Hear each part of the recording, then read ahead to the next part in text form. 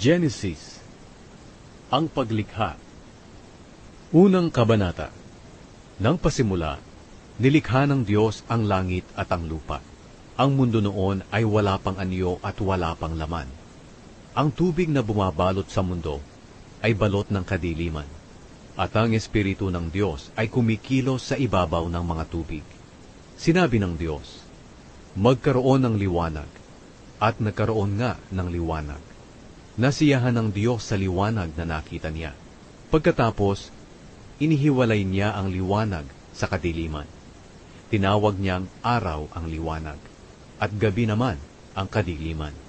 Lumipas ang gabi at dumating ang umaga. Iyon ang unang araw. Pagkatapos, sinabi ng Diyos, magkaroon ng pagitan na maghihiwalay sa tubig sa dalawang bahagi, at nagkaroon nga ng pagitan na naghihiwalay sa tubig sa itaas at sa tubig sa ibaba. Ang pagitang ito'y tinawag ng Diyos na kalawakan. Lumipas ang gabi at dumating ang umaga. Iyon ang ikalawang araw. Pagkatapos sinabi ng Diyos, magsama sa isang lugar ang tubig sa mundo para lumitaw ang tuyong bahagi. At iyon nga ang nangyari. Tinawag niyang lupa ang tuyong lugar, at dagat naman ang nagsamang tubig. Nasiyahan ng Diyos sa nakita niya. Pagkatapos sinabi ng Diyos, magsitubo sa lupa ang lahat ng uri ng halaman, ang mga tanim na nagbubunga ng butil, at ang mga punong kahoy na namumunga ayon sa kani-kanilang uri. At iyon nga ang nangyari. Tumubo sa lupa ang lahat ng uri ng halaman, ang mga tanim na nagbubunga ng butil, at ang mga punong kahoy na namumunga ayon sa kani-kanilang uri. Nasiyahan ng Diyos sa nakita niya. Lumipas ang gabi at dumating ang umaga. Iyon ang ikatlong araw. Pagkatapos sinabi ng Diyos, magkaroon ng mga ilaw sa kalangitan para ihiwalay ang araw sa gabi, at magsilbing palatandaan ng pagsisimula ng mga panahon, araw at taon. Magningning ang mga ito sa kalangitan para magbigay liwanag sa mundo. At iyon nga ang nangyari. Nilikha ng Diyos ang dalawang malaking ilaw. Ang pinakamalaki ay magliliwanag kung araw, at ang mas malaki ay magliliwanag kung gabi. Nilikha rin niya ang mga bituin.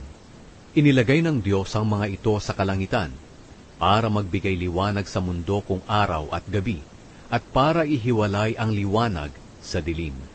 At nasiyahan ng Diyos sa nakita niya. Lumipas ang gabi at dumating ang umaga. Iyon ang ikaapat na araw. Pagkatapos sinabi ng Diyos, magkaroon ng iba't ibang hayop sa tubig, at magsilipad ang iba't ibang hayop sa himpapawid. Kaya nilikha ng Diyos ang malalaking hayop sa dagat, at ang lahat ng uri ng hayop na nakatira sa tubig, at ang lahat ng uri ng hayop na lumilipad. Nasiyahan ng Diyos sa nakita niya, at binasbasan niya ang mga ito. Sinabi niya, magpakarami kayo, kayong mga hayop sa tubig, at mga hayop na lumilipad. Lumipas ang gabi, at dumating ang umaga. Iyon ang ikalimang araw.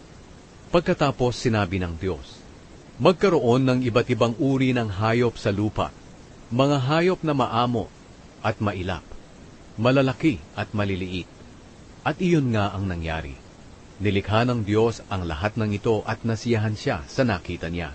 Pagkatapos sinabi ng Diyos, likhain natin ang tao ayon sa ating wangis. Sila ang mamamahala sa lahat ng uri ng hayop, mga lumalangoy, lumilipad, lumalakad at gumagapang.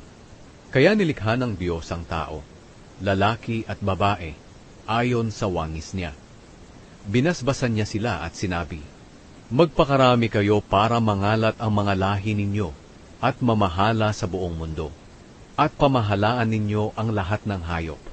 Pagkatapos sinabi ng Diyos, ibinibigay ko sa inyo ang mga tanim na namumunga ng butil, pati ang mga punong kahoy na namumunga para inyong kainin.